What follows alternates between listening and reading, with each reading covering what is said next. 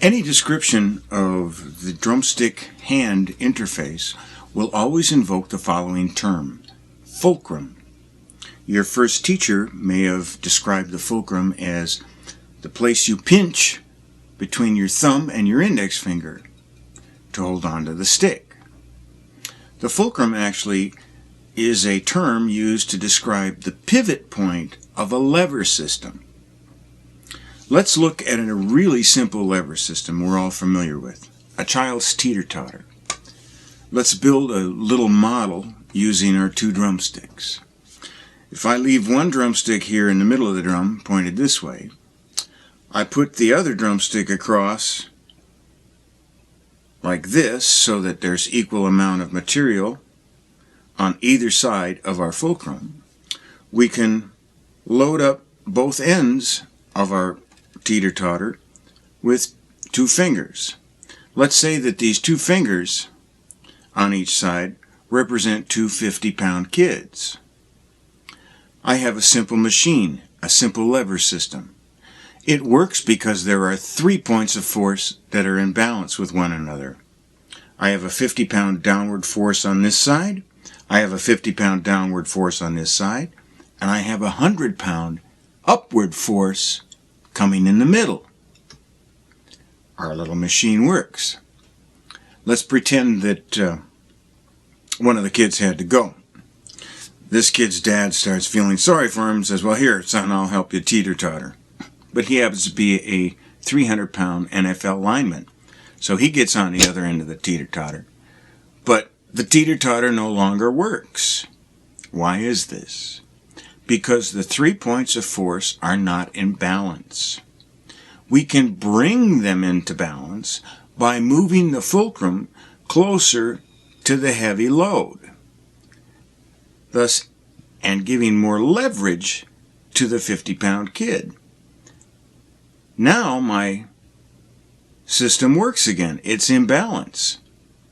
I have 300 pounds on this end, I've got 50 pounds on this end, and I've got 350 pounds pushing up in the middle. When we're here, when neither side is touching the ground, that fulcrum is supporting the full 350. When we're playing the drums, what you really have is an upside down teeter-totter. The rebound from the stick is the 50-pound kid. My fingers are the 300-pound NFL lineman. They are teeter-tottering against the fulcrum.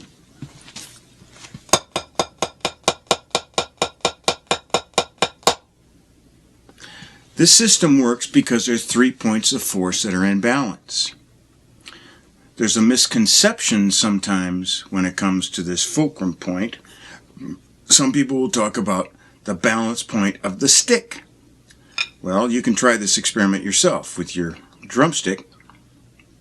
Find the point where the stick seems to balance and create your fulcrum there.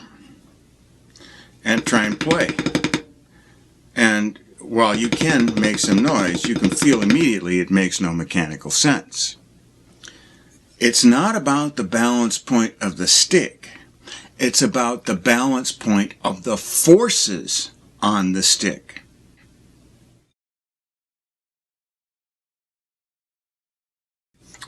One other trick to understand about this lever system.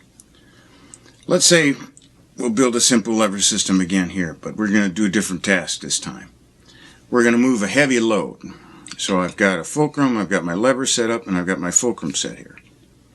Where am I going to push on this lever to move this heavy load? Am I going to push real close to the fulcrum? I could, but not much happens. The further away from the fulcrum I get, the less effort it takes for me to move the heavy load. I'm getting more leverage by putting the force further back from the fulcrum. So when we have the stick in our hands, if the fulcrum is at the point between the thumb and the index finger, we want to put force as far back from that as we can to get the most control. A lot of times I'll see guys playing like this with their index finger. As you can see, this is a short distance from the fulcrum. I can make it work, but there isn't much leverage there. If I use the middle finger, I get even further from the fulcrum, and all of a sudden I can feel the amount of leverage. I can even employ the ring finger and the little finger to get even further away. So it's a simple lever system.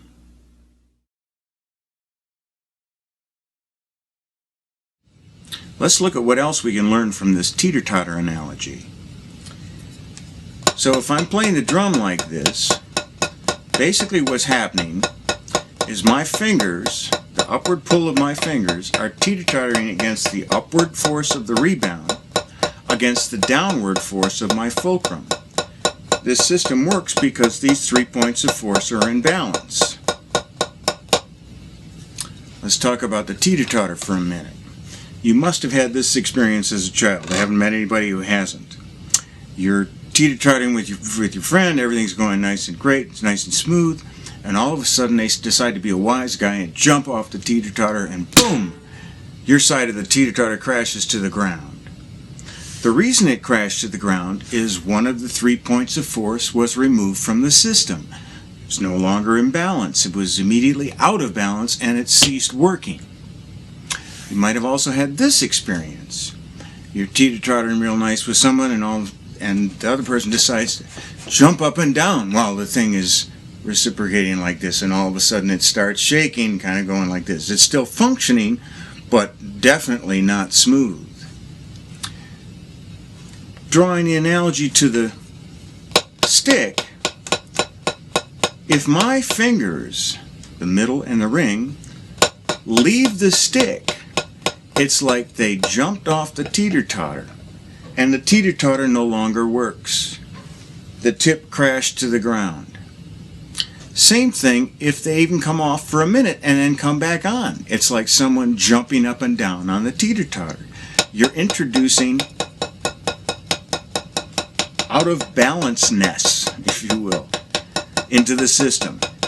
It's no longer smooth. So the key to playing is to make sure that that the middle finger and the ring finger always maintain contact with the stick.